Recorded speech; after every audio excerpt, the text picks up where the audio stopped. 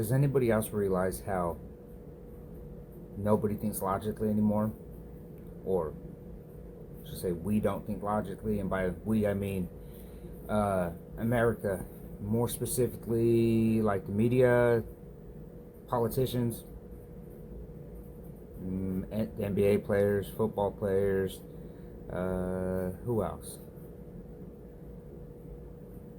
Famous people. Like, there's a lot of people that don't think logically, or we're just being lied to, and we've been sold on it, and we just believe whatever we hear. But I just think it's funny how the logical thinking and how we look at one thing doesn't apply to something else. For example, mostly peaceful protests, rioting. Mostly peaceful protests, small amount of rioting. The news don't want to cover the rioting, even though, yes, it's not going on as much as the peaceful protests have happened, because there was a lot of protesting nationwide. But the rioting caused a lot of problems. I mean, those people that were doing that destroyed a lot more than material or buildings. They destroyed people's lives. They took people's lives. But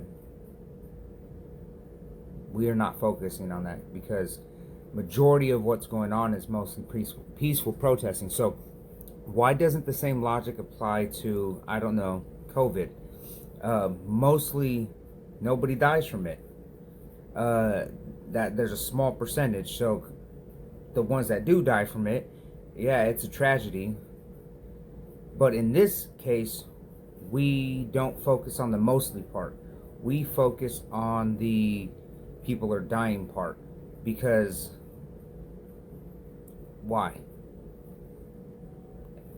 If you're following along, let me know if that makes sense to you. Because if we're using the logic like they're doing for the protest, if, I forget the number, but let's say 97% of what's happened in America's mostly peaceful protesting, 97%. And let's say the other 3% was the rioting. Well, if 97% of America is not dying from COVID and only 3% is, why don't we talk about the good, the 97%, like they do with the protesting? Why doesn't it use the same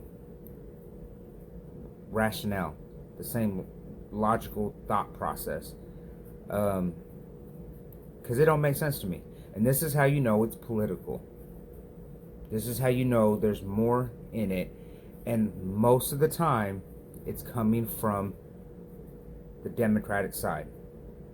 Nancy Pelosi proved that when she went to go get her hair done.